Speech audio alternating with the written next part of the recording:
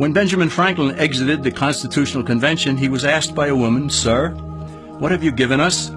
His immediate response was, "A republic, ma'am, if you can keep it." Yet most Americans today have been persuaded that our nation's governmental system is a democracy and not a republic. The difference between these two is essential in understanding Americanism and the American system. Before we discuss political systems, however, it's helpful to address the confusion that has been spread about the political spectrum. Many have been led to believe that the political spectrum places groups such as communists on the far left, fascists or dictators on the far right, and political moderates or centrists in the middle. However, a more accurate political spectrum will show government having zero power on the far right to having 100% power on the far left. At the extreme right, there is no government. The extreme left features total government under such labels as communism, socialism, Nazism, fascism, princes, potentates, dictators, kings, any form of total government. Those who claim that Nazis and fascists are right-wing never define their terms. This amounts to spreading confusion. Toward the middle of the political spectrum can be found the type of government limited to its proper role of protecting the rights of the people. That's where the Constitution of the United States is. Those who advocate such a form of government are really constitutional moderates. So let's analyze the basic forms of government. They are monarchy or dictatorship ruled by one, oligarchy ruled by a few, democracy ruled by a majority, republic ruled by law, and anarchy, which is ruled by no one.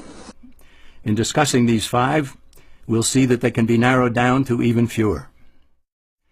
Looking first at monarchy or dictatorship, this form of government doesn't really exist in the practical sense.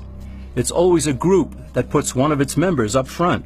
A king has his council of nobles or earls, and every dictator has his bureaucrats or commissars, the men behind the scenes.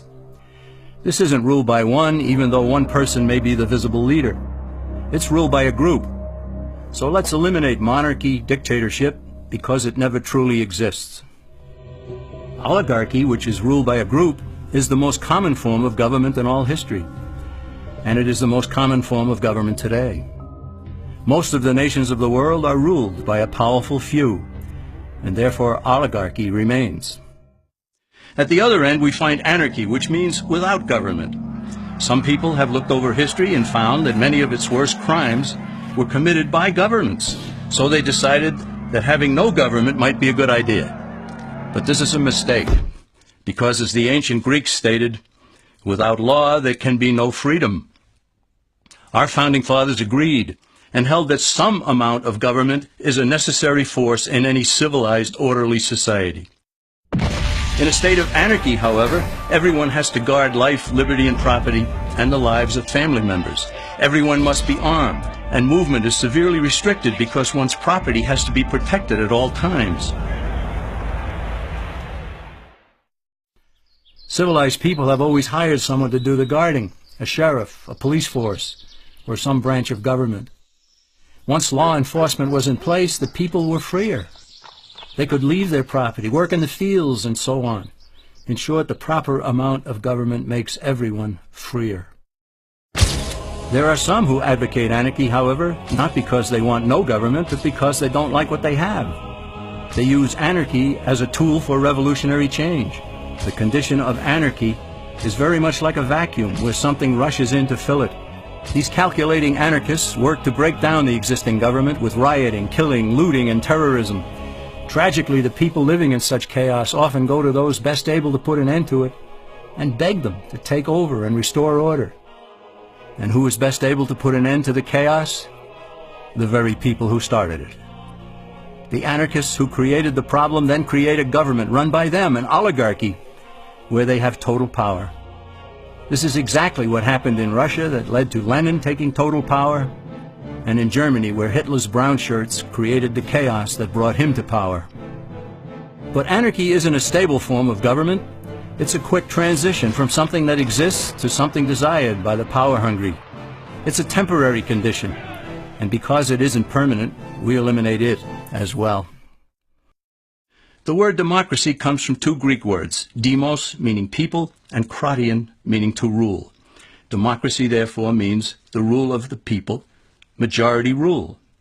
This, of course, sounds good, but suppose the majority decides to take away one's home, or business, or children. Obviously, there has to be a limit. The flaw in democracy is that the majority isn't restrained. If more than half the people can be persuaded to want something in a democracy, they rule. What about republic? Well, that comes from the Latin, res meaning thing, and publica meaning public. It means the public thing, the law. A true republic is one where the government is limited by law, leaving the people alone. America's founders had a clean slate to write on. They could have set up an oligarchy. In fact, there were some who wanted George Washington to be their king. But the founding fathers knew history, and they chose to give us the rule of law in a republic, not the rule of a majority in a democracy. Why? Let's demonstrate the difference in the setting of the Old West. Consider a lynch mob in a democracy. 35 horseback riders chase one lone gunman. They catch him, and they vote 35-1 to hang him. Democracy has triumphed, and there's one less gunman to contend with. Now consider the same scenario in a republic. The 35 horseback riders catch the gunman and vote 35-1 to hang him, but the sheriff arrives, and he says, "You can't kill him. He's got his right to a fair trial." So they take the gunman back to town. A jury of his peers is selected, and they hear the evidence and the defense, and they decide if he shall hang. Does the jury even decide by majority rule? No, it has to be unanimous or he goes free. The rights of the government aren't subject to majority rule but to the law. This is the essence of a republic.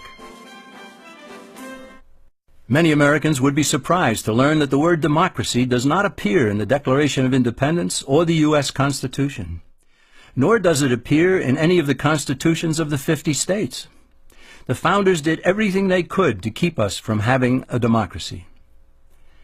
James Madison, rightly known as the father of the Constitution, wrote in essay number 10 of the Federalist Papers, "Democracies have ever been spectacles of turbulence and contention, have ever been found incompatible with personal security or the rights of property, and have in general been as short in their lives as they have been violent in their deaths."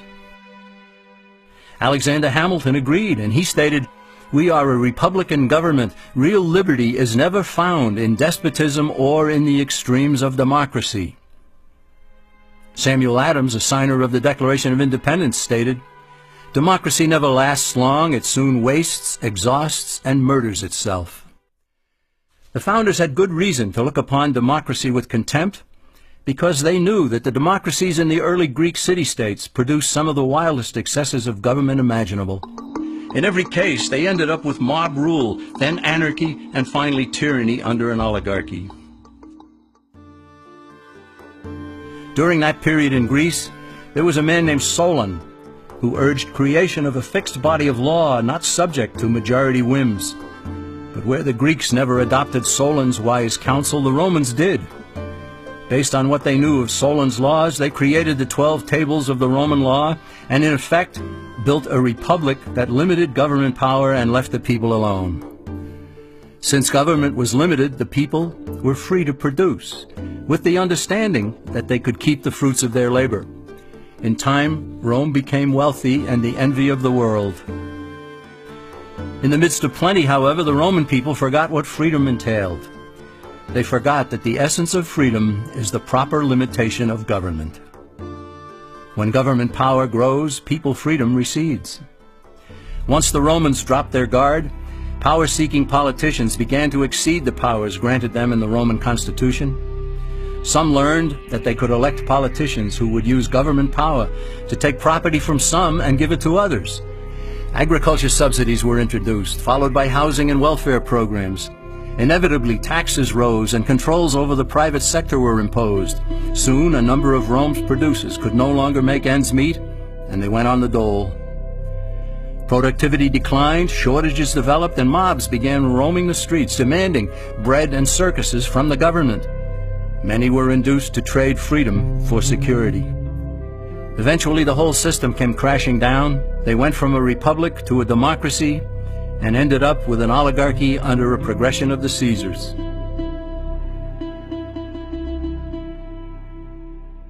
Thus, democracy itself is not a stable form of government.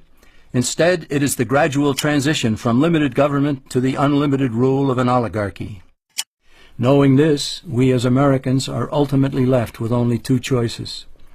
We can keep our republic, as Franklin put it, or we will inevitably end up with an oligarchy, a tyranny of the elite.